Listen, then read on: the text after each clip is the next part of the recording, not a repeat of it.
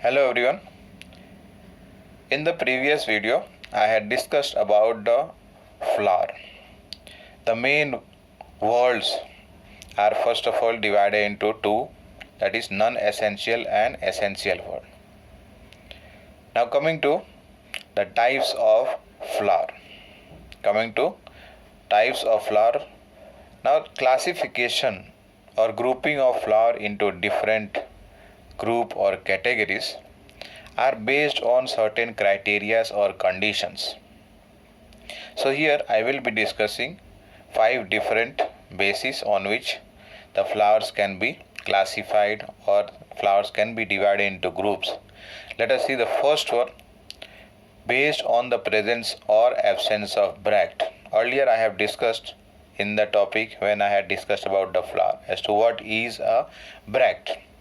Bract is present at the base of the pedicel. What is that? It is a reduced leaf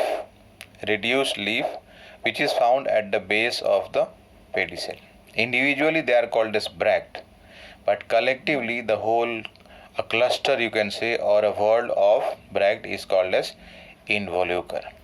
So when these bracts are present, then the flower is called as bracteate, and it is symbolically shown by writing only Br. And if the bract is absent, that means the flower will be called as ebracteate, and to show it in short symbolically, EBR is written in short. Now coming to the next one, second one. This is based on the number of floral appendage, as to how many number of petals or sepals are present. Based on that, a flower may be trimerous, tetramerous or pentamerous. Trimerous means what?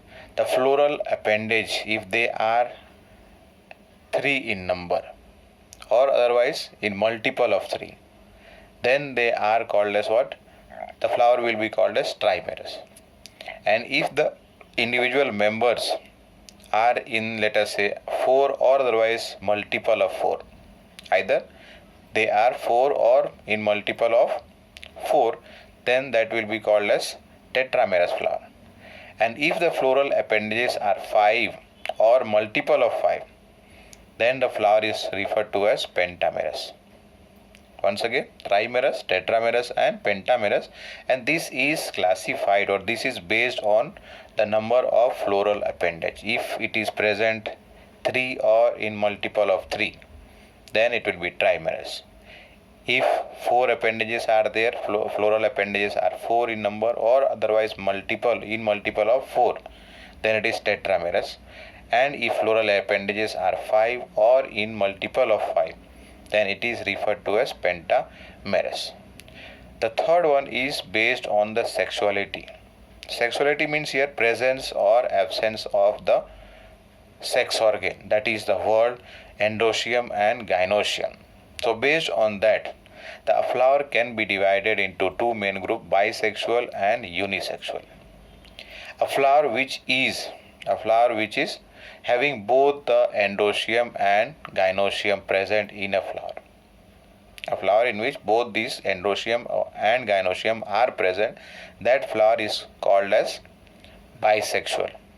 It can also be called as a complete flower. It is also called as complete flower. Example is what?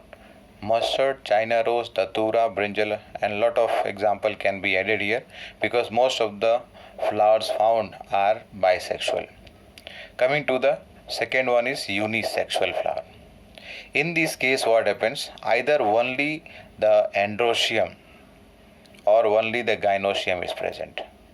Stamen, another name for individual members are stamen, and collectively it is called as androecium.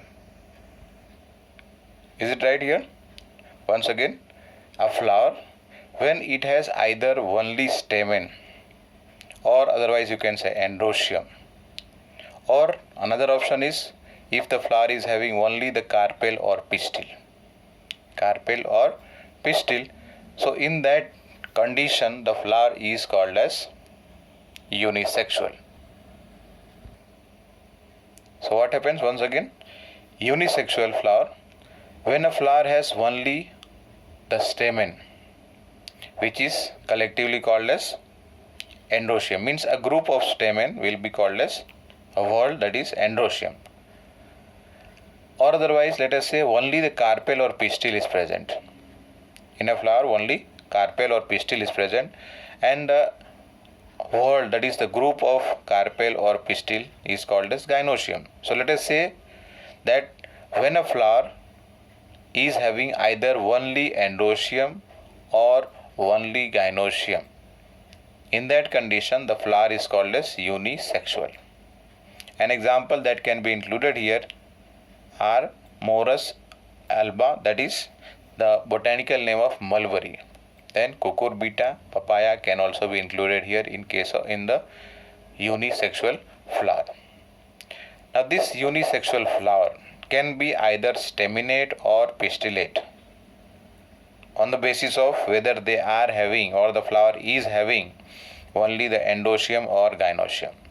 So if suppose that the flower is having only the androecium or the stamen, in that condition the flower is called as staminate flower. And a flower in which only the carpel or the pistil or gynoecium is present, so that flower is called as pistillate flower. That flower is called as pistillate flower.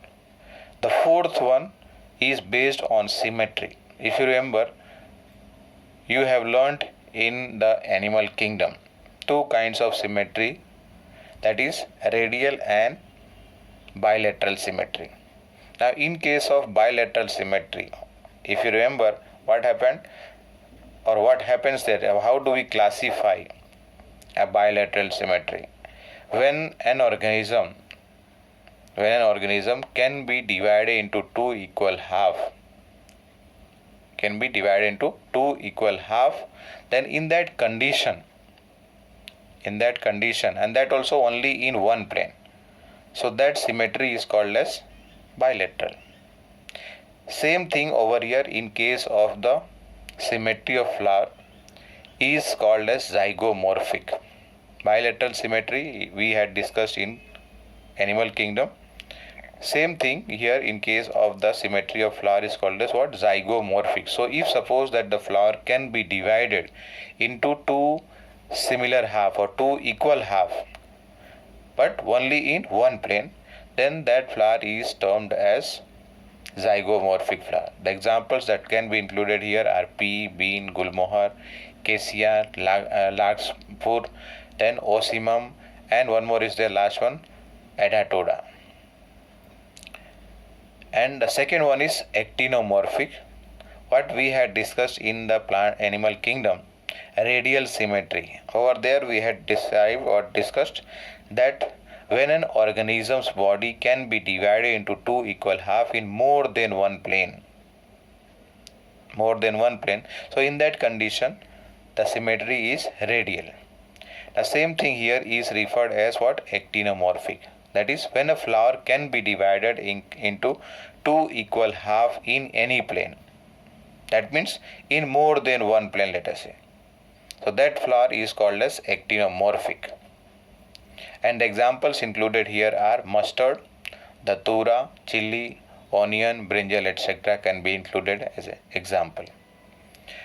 Now here, once again coming, based on symmetry. So based on symmetry, the flowers can be divided into two types. One is called as regular and another one can be called as irregular.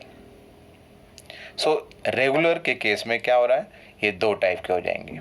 Actinomorphic and zygomorphic are coming under regular flower because they can be divided into two equal half at least in one plane in case of zygomorphic and more than one plane in case of actinomorphic. But when we talk about irregular flower, they are called as asymmetric. In this case, what happens? The flower cannot be divided into two equal half by any plane passing through its center. So, example over here can be included canna. C-A-N-N-A, canna. The fifth one here. based on position of ovary. Based on position of ovary, we have discussed earlier that on the thalamus, what happens? All the four whorls are arranged on the thalamus. That is, starting from the outermost, the calyx, corolla, androecium, and then the gynoecium. Now over here, how is the position of ovary in relation to other three whorls? How is the position of ovary in relation to the other three whorls here? Same thing can be seen from here in this figure also. So based on what? Position of ovary in relation to or in respect to the calyx, corolla and androecium, which are arranged onto the thalamus. A flower can be divided into three types. One is hypogynous, perigynous and epigynous. Now in case of hypogynous flower, the ovary becomes superior. In case of epigynous, ovary remains as inferior, and in case of the perigynous flower, the ovary is semi-inferior. Now what happens? Let us have a look on this figure. If you see here carefully, starting with the calyx, corolla, androecium and the innermost whorl is the gynoecium, which is occupying the highest position, and all other three members are located on the lower level. All other members are seen lower to the position of ovary. That means in this case the ovary is becoming superior, and in that condition the flower is called as hypogynous. Before coming to the perigynous, let's see the epigynous first. In this case what happens? Let's have a look first of all here, the last figure. This is the thalamus, which has become cup-like, and this thalamus has come up above the level of the ovary, and from the end of the thalamus here, what happens? The calyx, corolla and androecium are attached. That means in this case what happens? Other three whorls, calyx, corolla and androecium, are occupying the highest position, and the three whorls are occupying higher position as compared to the ovary. So in this case what happens? The ovary is becoming inferior. And other members are located or they are placed on a higher level. So as a result of that, the flower is called as epigynous. And the third one is perigynous. This is also called as half inferior or semi-inferior flower. Semi-inferior. Now in this case, over here, the third figure, what happens? The thalamus is coming somewhat near to the, or otherwise at the level of the middle of the ovary, and other three members, that is the calyx, corolla and androecium, are attached onto the thalamus, and as a result of that, what happens? They are located or they are seen over here almost in the center of the ovary, at the level of the half part of the ovary here. And in this case, if you see, the thalamus has gone little above the level of ovary, but the thalamus has got somehow separated, or otherwise it is not covering the ovary like in case of the last one here. Now here both of these are included. Both of these are semi-inferior flower. Ovary is semi-inferior and the flower is called as what? Perigynous flower. So here in this case, once again, hypogynous flower will be having superior ovary. Perigynous flower will be having semi-inferior ovary, and epigynous flower will be having inferior ovary. Now coming to the next one is estivation. Now what do you understand by estivation? This is in relation to the calyx and corolla. This is in relation to calyx and corolla as to how these individual members, that is the sepals and petals, are arranged onto the thalamus. How they are arranged. So that's why here how to define estivation.